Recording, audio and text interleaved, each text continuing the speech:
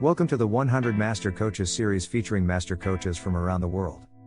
Let's journey together on this 100 Master Coaches series, with your host, Coach Mel, MCC.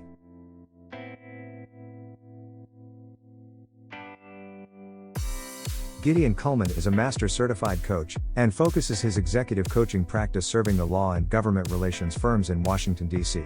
Clients are inspired by his thoughtful engagement, which magnifies their curiosity about life and ignites sustained performance breakthroughs.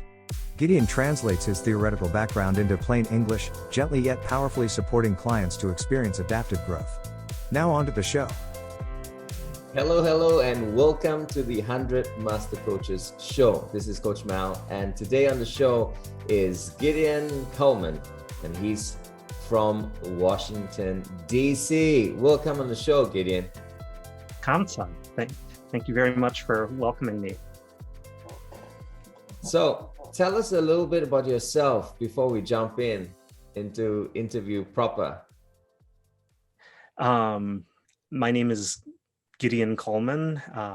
I spend a lot of my time as the father of two children and the husband of a wonderful wife.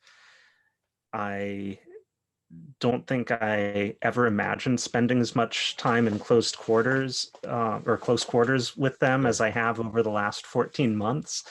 But it's had a tremendous impact on how I see myself as a coach, how I have had to just kind of rethink what it means to be a professional amid the vicissitudes of life. Yeah. So true. Thank you so much for doing all of that and still bringing so much value to the world. I appreciate it. So Gideon, we're just going to jump in right now.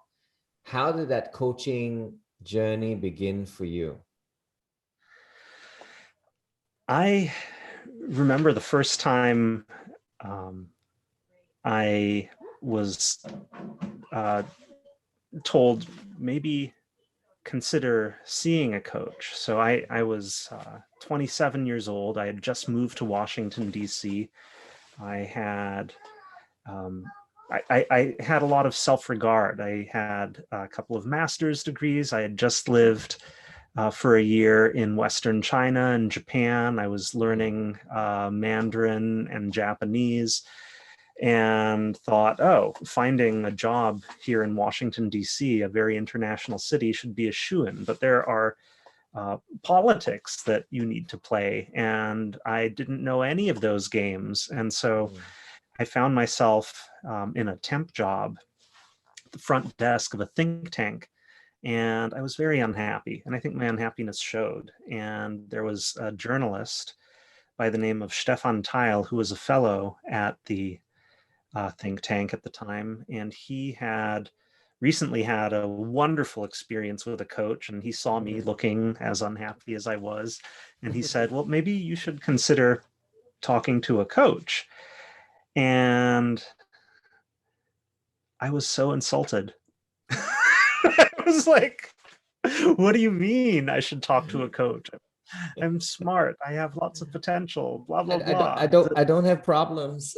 And it was very hard to deny that I did have, a situation that I wasn't too crazy about, but I thought that speaking to a coach was an admission of failure, and a recommendation to speak to a coach felt like someone holding up a mirror and saying, you're not cutting the mustard. And so I logged on to Facebook and found a friend who had recently started calling herself a coach, and I had the weirdest, most unhelpful conversation that I could have imagined at that juncture.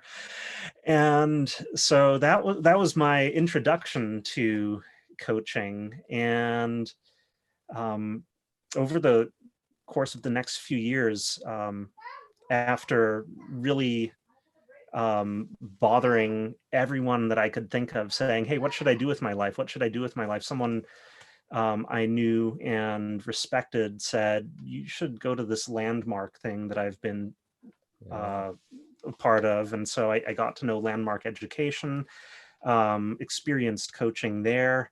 After a few years, decided professional coach training was the thing for me. Went through a program called Accomplishment Coaching. Yeah. That was in 2011, 2012.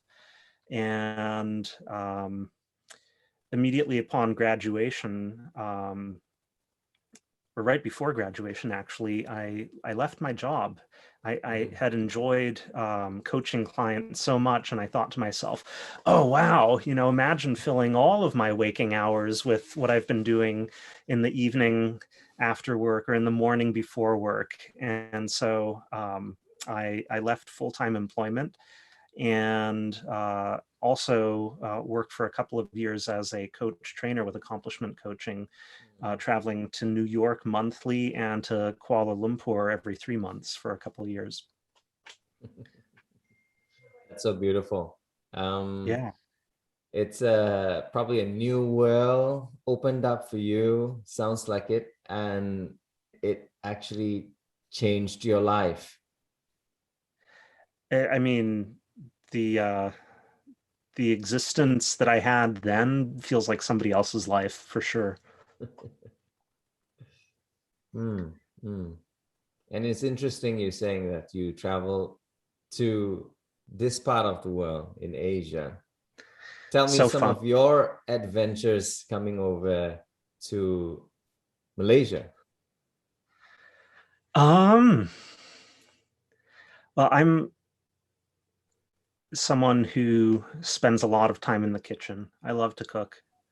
By extension, I love to eat. And so Malaysian cuisine and I were a match made in heaven, because what else do people lead with in Malaysia? Like, have you tried the food? It's so good. And for people who are listening to this conversation who have yet to try Malaysian food, know that you're missing out, and that it's a melting pot of indigenous Malay cuisine. There's Nyonya Chinese cuisine. Wow. There's Yeah. Tamil influences. There's other Southeast Asian influences. Straits cuisine um, is a luxury, and everyone should acquaint themselves with it, whether it's nasi lemak or char kway teow or chili crab. I mean, I can just rattle off a menu that will make your mouth water, Mal. Oh wow. And then there's the infamous durian. But okay, we'll save that for another time. you know, People say horrible things about durian, and I think it's great. I think it's absolutely wonderful. Wow. It packs a punch that basically nobody I know here in Washington D.C. can abide, but I think it's a glorious flavor. You will certainly be a good friend of my wife's. I'm just, Are you on Team Mangosteen? Mangosteen's fantastic too. Yeah. Wow, wow. So this has taken you all the way across a different part of the world, meeting different cultures. I'm just curious, Gideon, how different do you think it is, right? With the different cultures, and yet somehow this coaching language has kind of broken down those barriers. What are your thoughts on that? Um, they're too long for this short conversation, but I think that every culture has its rules, things Mm, that you're supposed to do, things that you're not supposed to do. And to the extent that we imagine that someone from a different culture can't understand us, um, or that we can't understand someone from another culture, we present obstacles. But yeah. to the extent that we can set those prejudices aside, at the Mm, end of the day, coaching is witnessing. And the more of those prejudices about culture that we can witness in ourselves and each other during a coaching interaction. Mm. I don't see that it presents too much of an obstacle. Mm. Yeah, Yeah. and I will say that when I did spend a lot of time going to Malaysia, I had people that I coached in this coach training program from across the Pacific Rim, people in Japan, Hong Kong, uh, Brunei, even people in Queensland, and just all of these different people.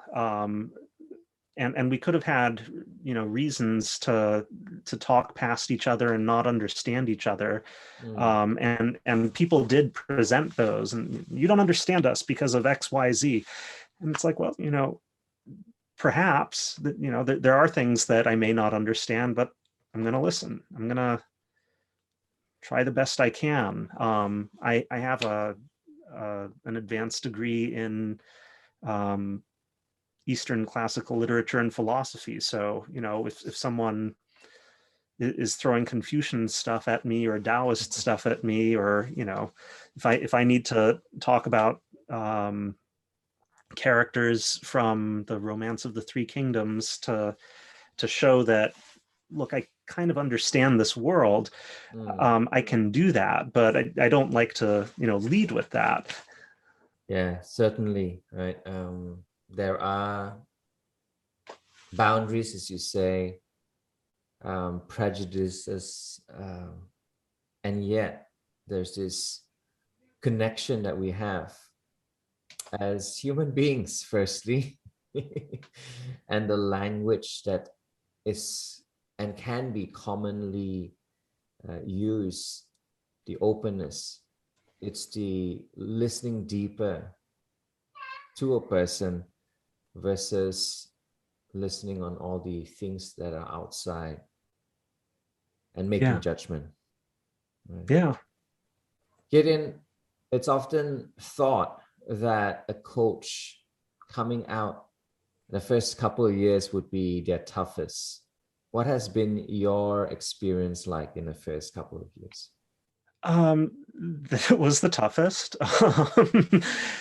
I want to highlight two things that may just have been particular to my journey, but I grew up in a family where my mother and my father separated when I was about 9 years old, and my mother was very dissatisfied with the level of income that my father provided for the family. And so as a grown-up, I always made sure that I kept myself nice and in the black, had a respectable salary, and then I got it in my crazy little brain that I was going to pursue this coaching thing.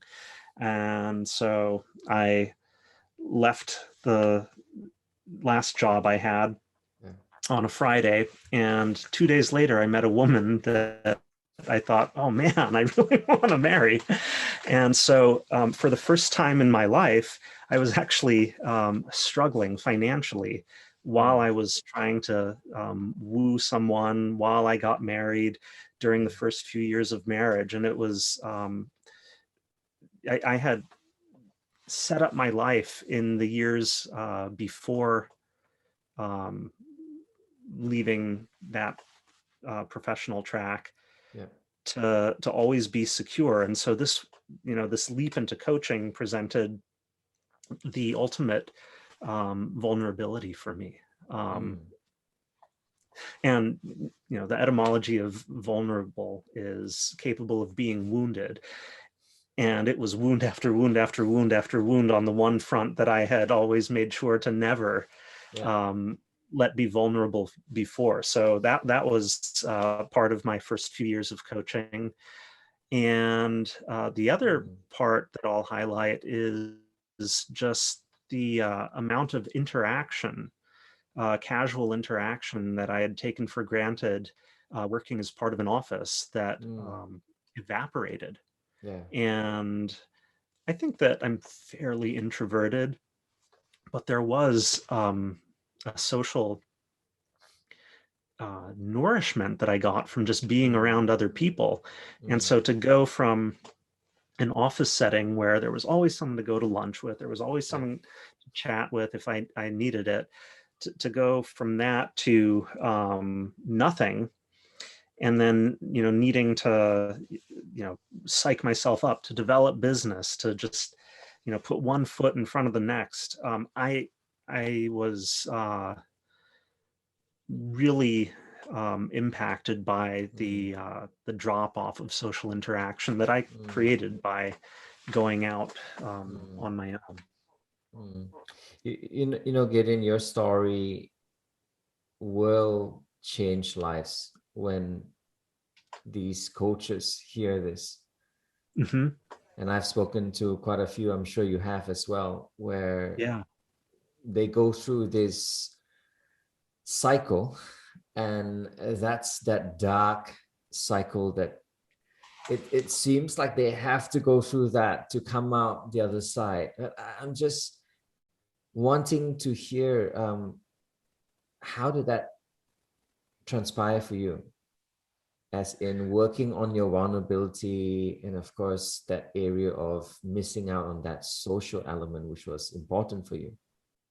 I think um, maturation is integration, and so the way I was living life before protected me from having to integrate Mm. um, these parts of myself. Mm. A responsibility for getting social needs met. No, job provided that. Yeah. Now I'm fully responsible for it, and sometimes I live up to that responsibility, sometimes I don't, but I'm very clear about what's going on either way. Yep. Um, and similarly, a job that basically took care of me financially kept me from having to deal with a very deep and tender wound that is a part of me. And Mm. um, you know taking care of it, tending to it, is also my responsibility. And I think that Mm. it may not be all that responsible in the long run to offload that onto an employer. Yeah. There are other things that I can point to. I mean, pandemic lockdown has pointed to a whole other array of things that required integration in my life. And integration sounds really good when you're reading about it, and it feels really bad when you're doing it. I hear a couple of words that are very important. The first Hmm. is taking responsibility. Uh-huh. And then the second one is that the integration becomes real versus this theory. Yeah. Yeah. I Mm. mean, I like me some Ken Wilber, and I don't like me some having to do the actual work. And I say I don't like it, and yet no, I mean I do. But it doesn't go down smooth. Yeah. Yeah. Yeah. I get you so much. It's so good to just listen on it on a podcast or YouTube and like, yeah, I totally get it. then that's Yeah, and I have a bone to pick with that, because it's so okay. easy to listen to podcasts Mm. and agree with them. And I wish I'd said this at the beginning of this conversation. Like, interesting podcasts kind of bore me. My invitation is um, to you, if you're listening to this, if you're watching this, um, if I say anything that disturbs you, let it disturb you. If I Yeah. share vignettes that stir things up, be stirred. I'm happy to talk to you about it Yeah. if something we say gets under your skin. But I would So good. prefer something getting under your skin to being your entertainment. Whoa, that's so good. And so true, right? Yeah, And we like to be entertained. it's a So, way of life. mm. And I'm curious about that hardships that you went through. Mm-hmm. going from a paid job to having to get out there and, sorry to use this word, hustle. Mm-hmm. How's that for you? That's been an interesting source of maturation and integration as well, because at several intervals along this journey, and I've been coaching professionally for a decade now, Yeah. I've recognized where the things I've been doing, the things that I've been taught to do, don't yield the results that I want. And I remember there was one time, not sure when it was, like 7 or 8 years ago, when I realized I'm tired of doing anything in my practice that feels like manipulation, because I think that there are sales techniques that are quite manipulative. And the problem with them is that they attract people who want to be manipulated. Wow. And when I started to recognize, okay, so I'm doing this thing that I don't really like, it felt risky to take that out of my practice because it was reliable. But the type of coaching relationships, types of coaching relationships I was able to build, taking that risk, removing those things from the way I conducted myself, conducted business, they were just so much more satisfying. And I think we need to recognize what we do with our presence, how we direct it, how we conduct it, because with every layer of, I've been talking about manipulation, so we'll just stay on that track, that you peel back, you can always find another one, and you're never done. There's always something to peel away. And so developing business for me now looks very different from how it did when I started out. And you have this podcast. I've recently started a podcast in which I talk to master certified coaches. And one of the things that I do is just have very candid conversations with people. And I think I named my name once. I don't even list my company as a sponsor of the podcast anymore, because I have faith that just showing myself with a level of transparency and candor, it will polarize. And I think that polarization is a really nice substitution for manipulation. There are people who are going to hear how I present myself and they're not going to like it. And they're going to go this way. And then there are people who are going to hear how I present myself and they are going to like it. And we'll talk. And, one or two of those people will want to work with me in my capacity as a coach. So, you use the word hustle. It's legit. We all start out that way, or most of us start out that way. But I think through an iterative process, we get to see how we show up and what impact that has, and then choose how we want to engage with the people around us. And after a while, I just feel like I'm having really cool conversations that I get to reflect on a lot and feel happy about and satisfied for having had.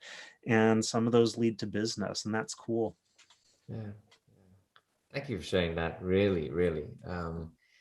It seems like you found that inner voice and got comfortable with that, versus having the need to do this or do that, of what the world is trying to tell us that this is the right way of getting in business, right? Yep.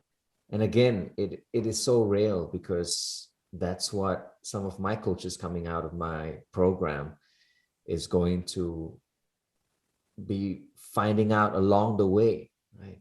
And as you say, finding out who you really are, that iterations and getting comfortable with that. Wow, it's so true, huh? So true.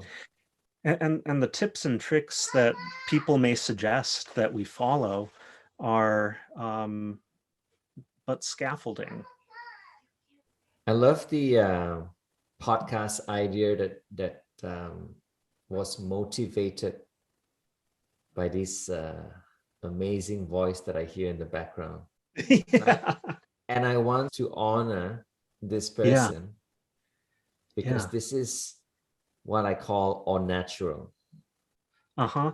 Yeah. And So it's just beautiful. Tell us about that, right? Because it's yeah, well, until about 14 months ago, I was very focused in a compartmentalized way on just, being a coach. And then the world turned upside down. We didn't have, the option to send kids to school anymore. yeah, And so my wife, who has an inflexible job, um, had to work longer hours than she ever had before. And I, who had a flexible job, found myself tending to children who were, at the time, were just 5 and almost 2. And what we hear in the background right now it's good. is the younger one, who's going to be 3 in a few days. But yeah, I've gotten to know them much more closely than I had really considered a parent would. And before I came up here for this conversation, coolest thing, I was doing good night stories with my son, who has taken over reading duties, largely on account of the fact that I sat with him for a couple hours every day for several months and just allowed him to come to books. And he got out of his bath tonight a little earlier than he's been doing it. And he said, "We have extra time. Maybe you can read to me. Can you read a chapter book to me?" And I said, "Well, why don't you read a chapter book?" And so I sat down with him, and he knocked out 2 pages of a book that he didn't think, I mean, he's gone literally from um, stumbling through picture books in March to doing pretty well in chapter books in May. So add oil. Add oil. Add oil. Thank you. Thank you for that. Tell us about the bravest thing you've done in that coaching journey of a decade. I mean, we're at the end of a pandemic, and I think one brave thing I've done, this is not the bravest thing, but one brave thing I've done is I've learned how to cut my own hair. So I was really afraid of that for a few months. It's looking good. If you did Had a lot of practice.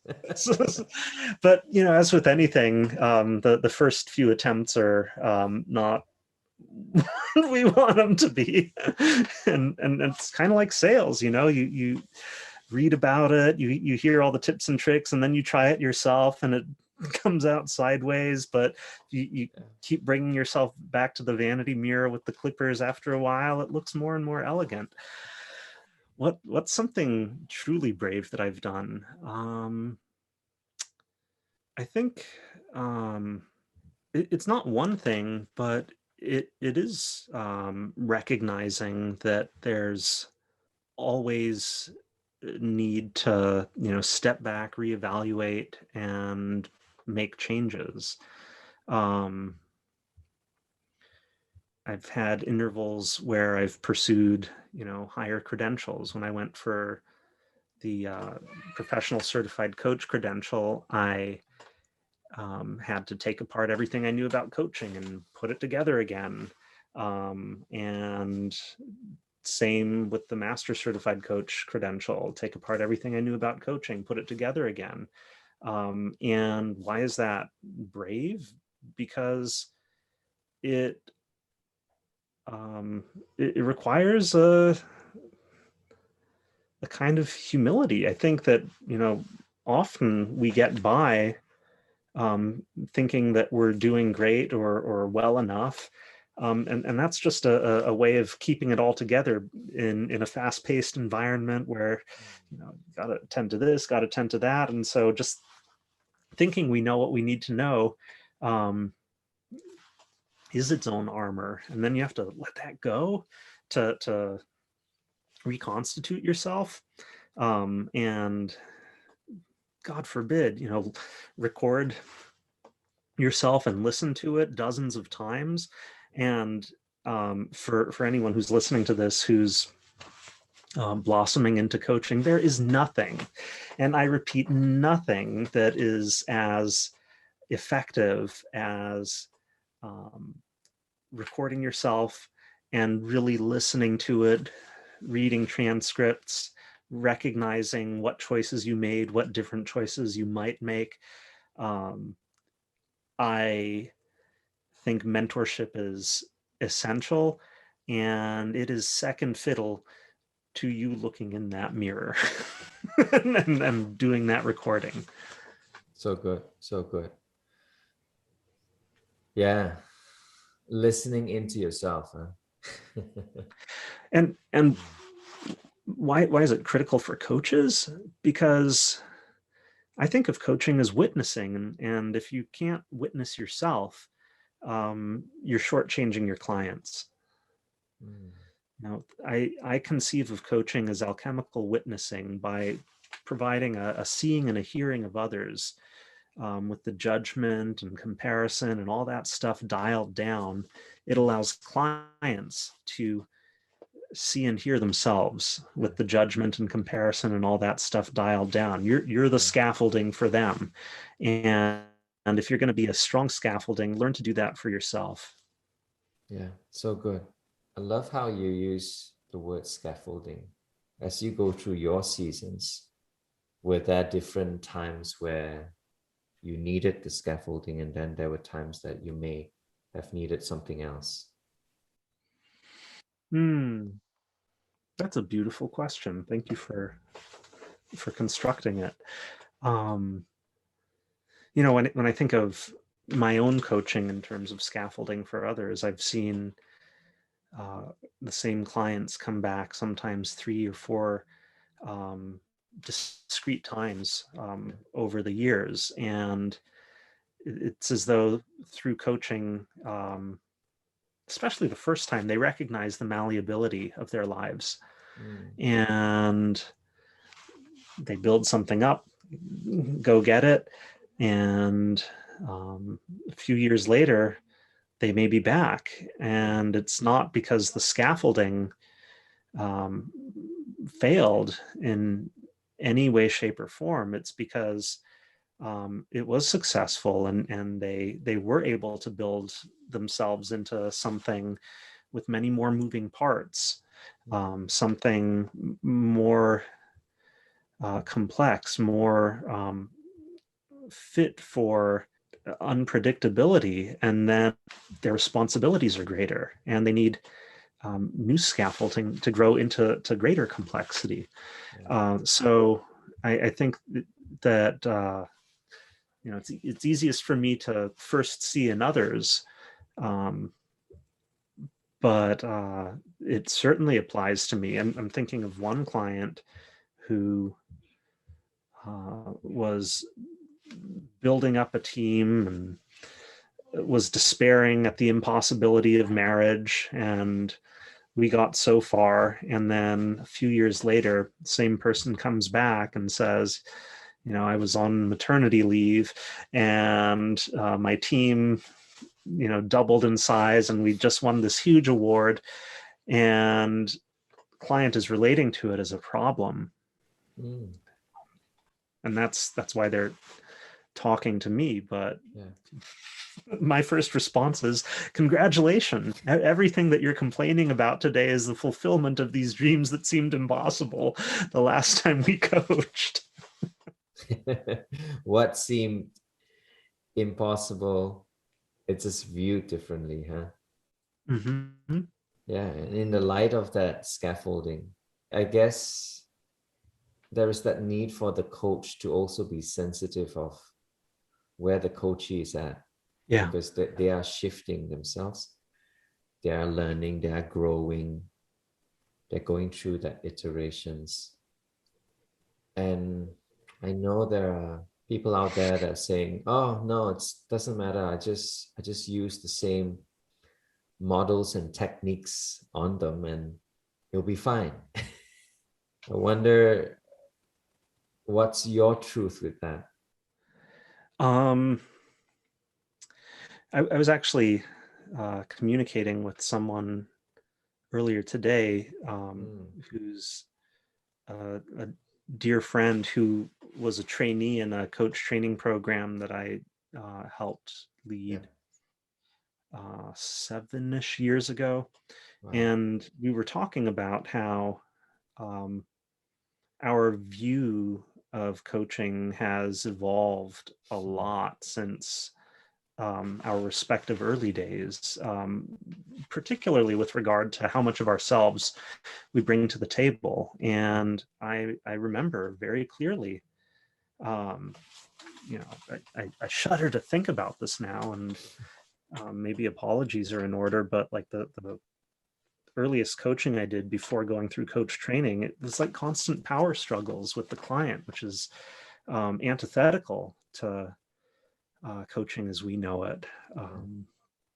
And then uh, coach training uh, smoothed a lot of those rough edges, but I still didn't bring a lot of myself Mm, to coaching. I think that it was a little too clinical and sterile, and I was keeping myself on a pedestal. And these days, I try and find those pedestals wherever they may be and break them in full view of the client, and also without really making it about me, bring myself in, bring my emotionality yeah. to the table, bring what's going on in my life to the table, because Wow. um, one needs to do this highly responsibly and adroitly, Yeah. so that we're not making it about ourselves. One of the Ourselves, worst yeah. experiences I had was like a therapist who was always making it about himself. I think he's an inspiration because he keeps me from doing that with my clients. But um, but to do it in a limited way that is candid and pointed, uh, it's so humanizing, and it Mm. models humanity for clients who are uh, learning to access theirs. I'm sure there are just lessons upon lessons that you've gained through the years, right? I'm just hearing you and realize that I've also gone through that journey. And I'd love to ask you, what was the bigger, more important milestones that you had to cross to get to another level of iteration of yourself, right? On the ICF side, that's called moving from ACC, PCC, and MCC. Mhm. But I don't want to talk about those demarcations, if you know what I mean. Yeah, I can point to other ones for sure. Um, Thank you. I remember a few years ago after my daughter was born, um, I was just exhausted. It's a Mm, second child. It was very stressful. And that summer, in the months after her birth, it felt like my practice was drying up, and it was just a temporary thing. And by the end of the summer, things were coming online again, but yeah.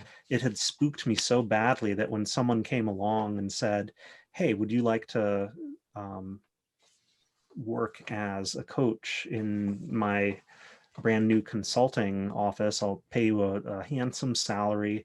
I was thinking to myself, just coach? I don't have to focus on developing business. I'm so tired. I would love to.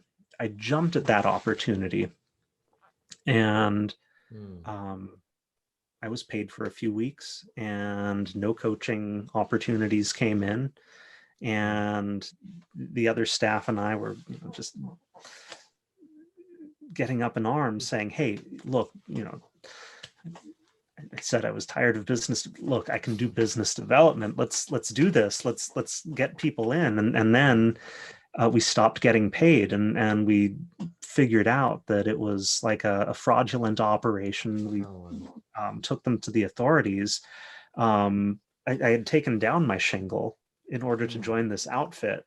Yeah. And what had driven me to it? I thought I was burned out, but by joining this and seeing this alternative reality, I realized, you know what, business development, I can do it. I can actually do it really well. It's not that bad. And so I went out after that and had my best year ever, by multiples. But it was just one of those things where I had to, look into the abyss and recognize, you know what, the things I was complaining about aren't that bad after all. And I think it's really important to share stories like that because it sucked. It was awful. I felt like an idiot. Thinking back on that experience, I often still feel like an idiot. And yet I can't imagine I'm the only person who, gets exhausted after several years of entrepreneurship and says, oh, there's an easier way, and then does something stupid. Yeah. And then recognizes, okay, I do have what I need to do fine. This is resonating with me at so many levels, mate. I thank you for that story, and it's not just that story, but it's real life, right? It's real situations that we sometimes put ourselves through, and then find out it's not that worth it after all. Yeah, and it showed me just, where the story I was telling myself, A, just a story, B, unnecessary. And yet I'll ask this, Gideon. Yeah. If you had a chance to do it all again, what would you do differently?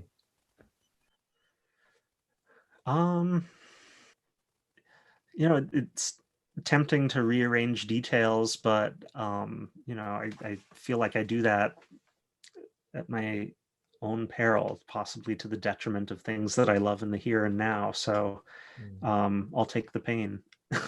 I'll just leave it as is. I hear you. I hear you. It must have been a beautiful ride. Yeah, I mean, it is. It is. I have this avocation where I get to learn about life from people who bring their lives to me and show me. It feels like we're, we get to engage in alchemy, and by learning how to show and learning how to see, we get to make something special. We get to change the state of things simply by seeing it, simply by learning to exercise our presence.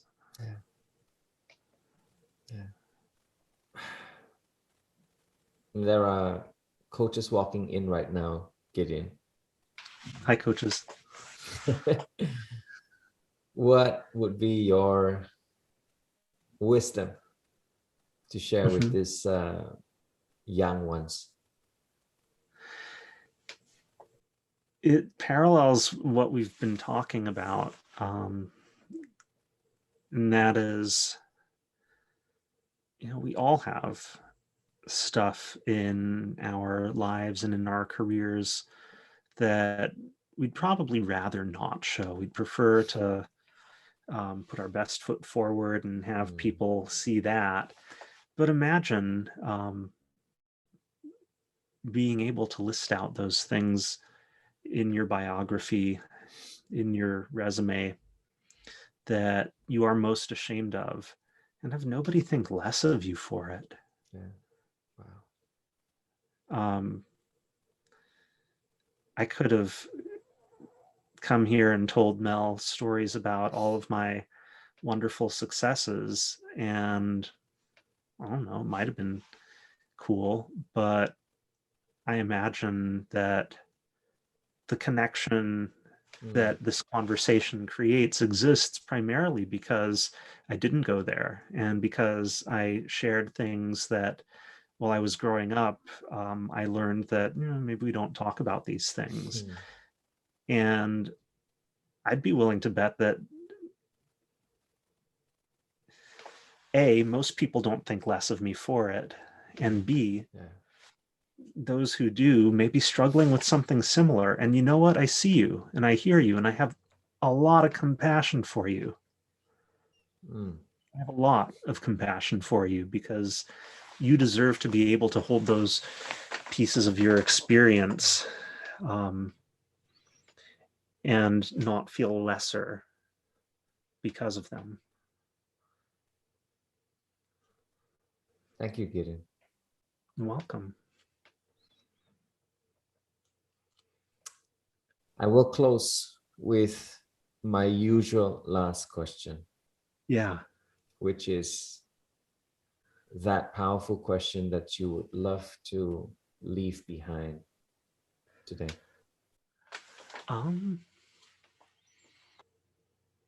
If you could show everyone your shadow and be loved, not despite it, but for it, how would you enjoy that? Yeah. Wonderful. And if you marinate on that and want to tell me what your answer is, I want to hear. I'm not throwing these questions into the ether just so they stir things up and then walk away. No, I'd love to hear where an inquiry like that takes you. Yeah. And it's just perfect that we're here at this point, because this is where I ask you, how does someone get in touch with you? Best way is you can email me. My name is Gideon, Gideon, and my email address is gideon@kstreetcoaching.com. It's one word. So gideon@kstreetcoaching.com. Yeah, if there's anything in this conversation that resonated with you, that you have questions about, that you care to comment on, reach out. That's the best way to reach me. And oh, you know what? If you found this conversation interesting, I also interview master certified coaches. There's a podcast called the Master Coach Collection. The conversations tend to go deep fast, tend to be really candid. And there's an episode with a coach named Mel Liao that I think you might want to check out. I think I might kind of know him. Yeah. I want people who listen to you here to know him the way I've gotten to know you there. Wow. I think that would be a privilege for them and for you. Thank you so much. It's been my privilege to host you on the 100 Master Coaches, Gideon. Any last thoughts that you might have today?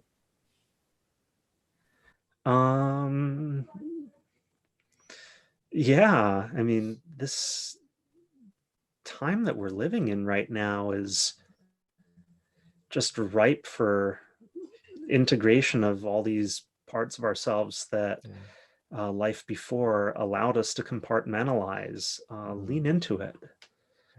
You know, when you do lean into it, you will see yourself newly. There may be support that others can provide, coaches, therapists, friends, family, etc. But don't miss out on this opportunity to grow. There you have it. Thank you so much, Gideon, for your time. And thank you guys for watching this, listening to it. Lean into it and grow. That's what exactly Gideon says. This has been the 100 Master Coaches show with Gideon and myself. Catch you on the next one. Take care. Bye for now. Thank you. Bye.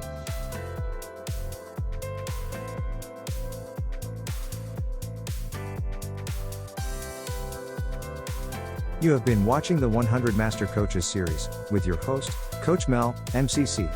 Brought to you by Catalyst Coach. www.catalystcoach.live. We will be right back with our next Master Coach on the 100 Master Coaches series.